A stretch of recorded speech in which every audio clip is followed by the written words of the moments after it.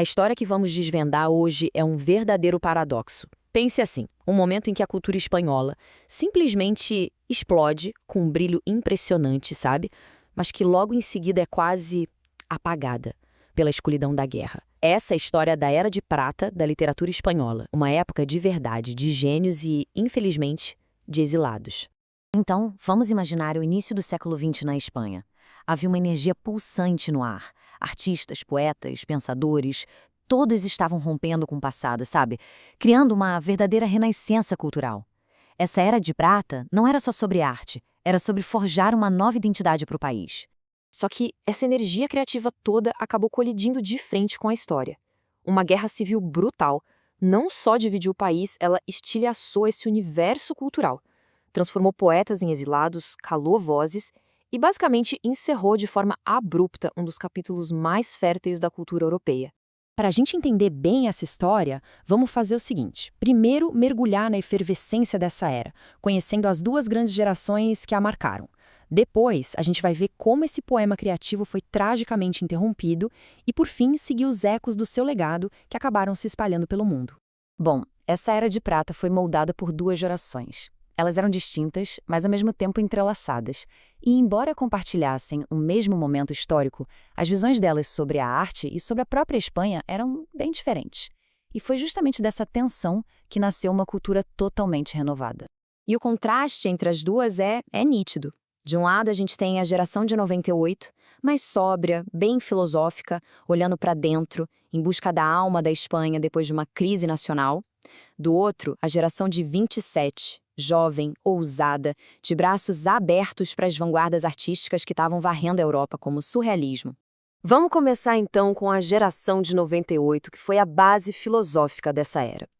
Eram escritores que sentiam de verdade o peso da história nos ombros. Eles eram obcecados com a crise de identidade da Espanha e com aquela pergunta: afinal, o que significa ser espanhol num mundo que se transformava tão radicalmente? E que pensadores, hein?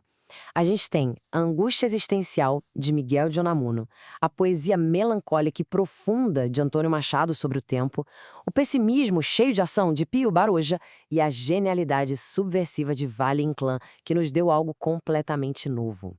E por falar em inovação, a gente precisa entender o esperpento de Valle-Inclán. Não era só um estilo, era uma nova forma de enxergar as coisas. Ele usava, digamos, espelhos distorcidos para mostrar a realidade espanhola não como ela era, mas de uma forma grotesca que revelava sua verdade mais trágica. Uma ideia, ao mesmo tempo, genial e sombria. Agora, vamos avançar para a próxima onda de criatividade. Se a geração de 98 olhava para dentro, a de 27 olhava para fora. Eram artistas que não só abraçaram as tendências internacionais, mas as fundiram com a tradição espanhola, explorando o inconsciente e rompendo todas as formas possíveis. E que constelação de talentos! Federico Garcia Lorca, talvez o mais icônico de todos. Vicente Aleixandre, que levou o surrealismo até o Prêmio Nobel. Rafael Alberti, cuja poesia se tornou a voz do exílio. E Luiz Cernuda, com seus versos de uma sensibilidade única. A bússola deles apontava para o mundo todo. Então, qual era a grande influência por trás dessa explosão de novas formas? Bom, era o surrealismo. Importado da França, esse movimento tinha tudo a ver com libertar a mente, mergulhar nos sonhos e no subconsciente. Para escritores como o Alexandre, foi a chave para explorar a experiência humana de uma maneira totalmente radical. E então, bem no auge de todo esse florescimento, a história tomou um rumo catastrófico. O poema que estava sendo escrito pela nação inteira foi violentamente interrompido. Em 1936, a Espanha implodiu. A guerra civil que começou ali não era só sobre território ou política, era uma guerra de ideias. E aquela comunidade intelectual tão vibrante e conectada foi simplesmente despedaçada. Todos foram forçados a escolher um lado, a fugir ou a enfrentar o silêncio. O custo humano foi imediato e devastador. Lorca, a maior estrela da geração de 27, foi assassinado logo no comecinho da guerra. Machado, a alma da geração de 98, morreu no exílio, fugindo das tropas.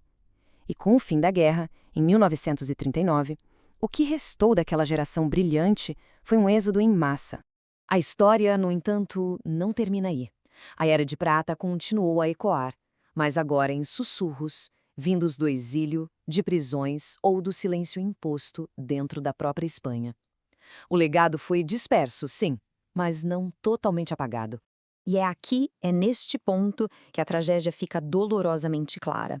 Lorca, executado. Machado e Alberti, exilados. Unamuno morrendo em prisão domiciliar. Sobraram poucos, como Vicente Alexandre, que ficou, mas vivendo uma espécie de exílio interior. Essa tabela não é só uma lista de destinos, né? É, na verdade, um mapa da fragmentação de toda uma comunidade intelectual. Isso tudo nos deixa com uma questão fundamental. A Era de Prata mostra que, mesmo quando a história tenta apagar a arte, as palavras encontram uma forma de sobreviver.